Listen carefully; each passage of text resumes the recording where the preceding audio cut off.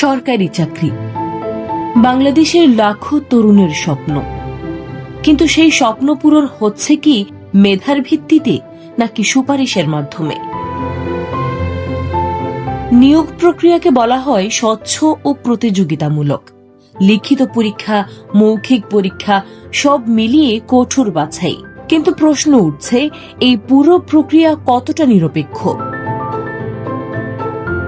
অনেক চাকরি প্রার্থী অভিযোগ করেন, পরীক্ষায় ভালো করার পরও শেষ পর্যন্ত তালিকায় নাম আসে না। অন্যদিকে কম যোগ্যতার কেউ সুপারিশের জোরে চাকরি পেয়ে যায়, এমন কথাও শোনা যায়। ভুক্তভোগীদের অভিজ্ঞতায় উঠে আসে হতাশা আর ক্ষোভ। বছরের পর বছর প্রস্তুতি নিয়েও যখন ফল মেলে না, তখন অনেকেই বিশ্বাস হারিয়ে ফেলেন পুরো ব্যবস্থার উপর। দুর্নীতির অভিযোগও নতুন নয়। ঘুষ, তদবির, রাজনৈতিক প্রভাব, এই শব্দগুলো বারবার উঠে আসে আলোচনায়। যদিও সংশ্লিষ্ট কর্তৃপক্ষ এসব অভিযোগ অস্বীকার করে থাকেন।